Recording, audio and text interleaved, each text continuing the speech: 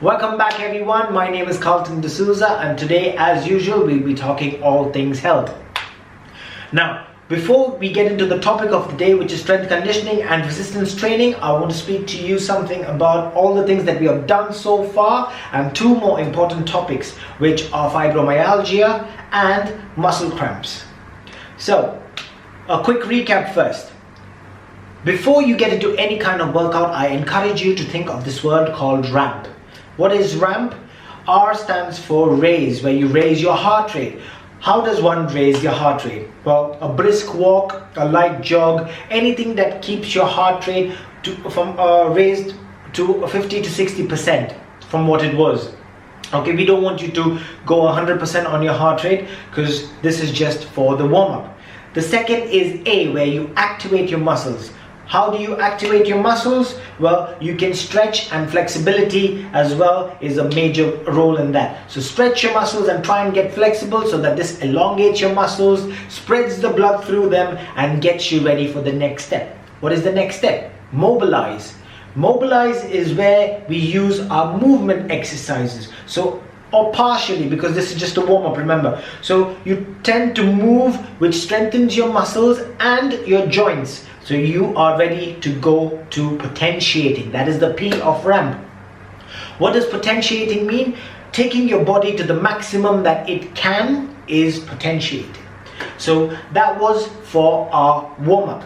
And now I would want to speak a little bit about muscle cramps in sportsmen, athletes and people who exert themselves in strenuous activities. What is muscle cramp? An involuntary contraction or a sudden tightness of muscle in your body is known as cramp. It is painful. Yes, it can last for a short while or it can take some time to get back into its normal length. But till then, whoever is going through it is going through a lot of pain. Did you know athletes and just regular people who are prone to muscle cramps are also prone to injuring tendons and ligaments? So if you are someone who's really prone to getting all of this, do check with your doctor, because although it is generally not very serious, if you're prone to it, it's always good to have a professional opinion. How to manage cramps, muscle cramps? Well, if you are someone who does a lot of strenuous activities, you can get cramps because of the following reasons. One is lack of blood flow.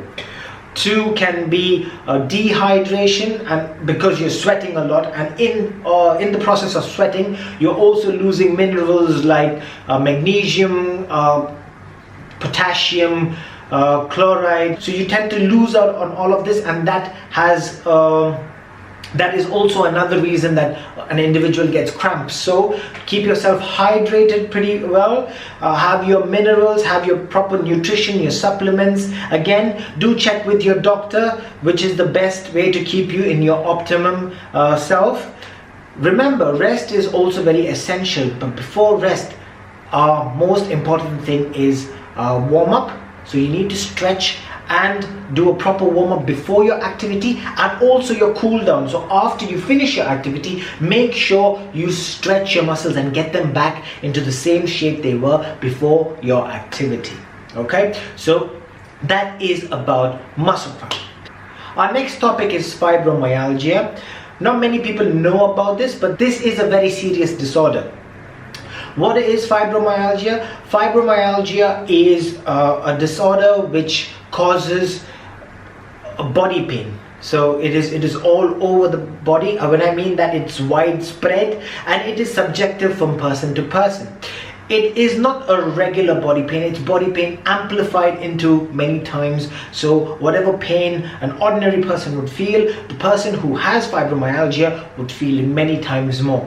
What are the causes of this? Sadly, we don't have anything to pinpoint and say that these are the causes for fibromyalgia, and because of that reason, we don't have any certain medications or treatments to cure it in particular.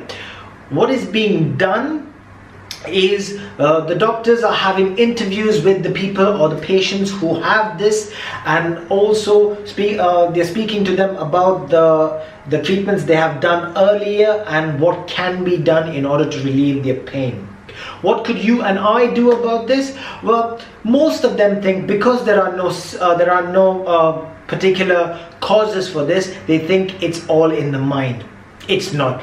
It really isn't. It is an actual problem which exists, and the other people who are not going through this have no idea. So what we can do is empathize with them, read about it more, because all my knowledge is a gist of an interview that was aired on 23rd of March 2019. The doctor was Dr. Christopher Arcray, and he had this interview which had gone through, and the gist of all of that is what I'm explaining to you. So I would encourage you to read up about this and know about this more, and make other people aware of it too.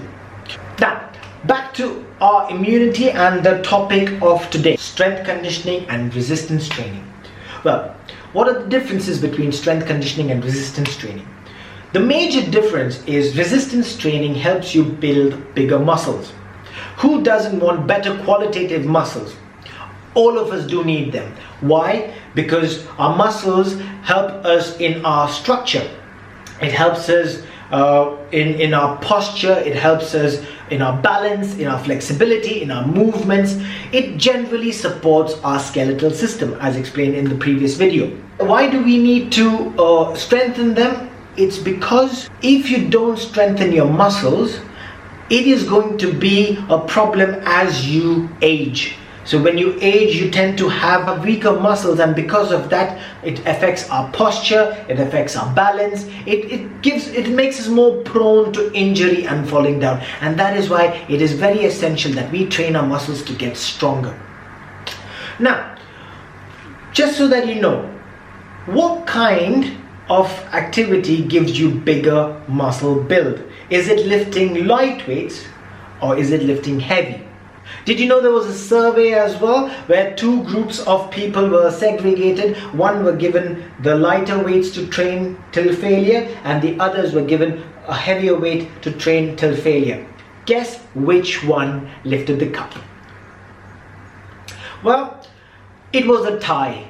And when I say it was a tie, the ones who were lifting heavier weights had a very slight advantage because they both were lifting till failure. So when you lift till failure, remember our fast twitch and slow twitch, gets me every time, fast twitch and slow twitch muscles that we discussed in the previous video? Well, if you train till failure, eventually both of them will be triggered and it will promote growth of the muscle. Now, this something that I would recommend is go for a slightly heavier weight, because when you use heavier weight, you tend to hit the fast twitch and the slow twitch much faster in time than doing a lighter weight, because you need to really go for a very long time till your muscles fail in the lighter weight. Okay, so we need to be very wise in how to use our time and get maximum result out of it. Now for the strength bit. Let me ask you the question. In order to increase your strength, which one do you think is the right answer to lift? Is it the lightweight or is it the heavier weight? Well, it is in the name, isn't it? You need strength, you need to increase your strength. How does one increase strength? Well, first of all, one cannot increase strength without first building the muscles. If you don't have enough muscles, you won't have enough strength. Okay, so first is always to work on strengthening your muscle and then go for heavier weights. Mind you, when I say heavy, that doesn't mean we need to go heavy for somebody else. No. It is as heavy as possible that you can lift. And how would you gauge what kind of exercise you do in order to improve your strength and in order to find out what's your type of heavy? More on how you train for your body in the future videos. For now, I'm just going to stop at that. Just to quickly tell you that resistance training is any kind of training that you overload your muscles with, that creates a resistance in the growth of them. And strength training is where you lift heavy and gain strength. So that's the education bit of it, folks. How about we start our exercises right now? So strength conditioning. Let's go. Right everyone, so now for the workouts. I'll go for my favorite. I always choose squats because I think squats is one of the best strength exercise. It works on our joints, it works on our hips, it works on our knees, it works on our ankle. It strengthens them, and it also works on compound muscles. Compound muscles are more than one muscle, so it works on our quads, it works on our hamstrings, it works on our glutes, it works on our core including abs and the lower back. Yeah, it also involves our calf muscles into it. So many benefits of doing strength exercise, especially squats as a strength exercise. So how to do a proper squats? Well, there are two that I can show you. One's for the advanced and the other is for the beginners. Keep in mind that the technique is very essential in order to avoid any kind of injury. Allow me to demonstrate.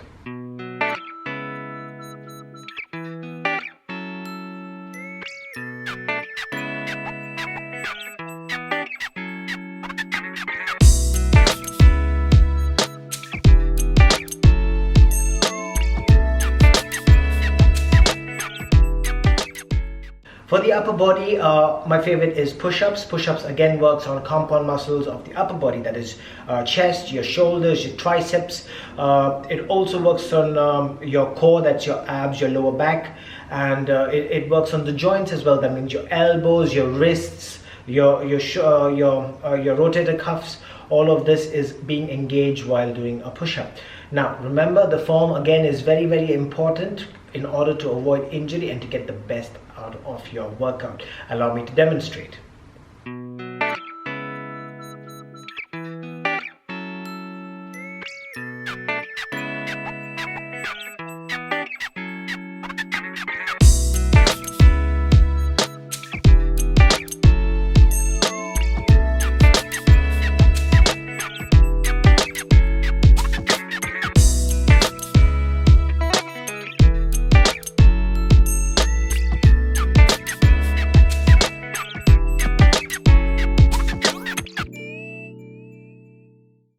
Our next exercise is going to be focused on glutes. Now glutes are very essential for posture, for mobility, and it is like a connector. It is like a bridge between the upper body and the lower body. And the stronger glutes you have good momentum, you have good balance, you have good movement.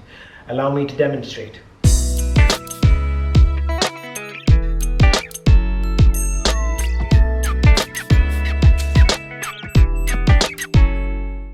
So in order to work on the strength exercise, I want you to do as many reps as possible. So the first workout is squats. Do as many squats in 1 minute as possible.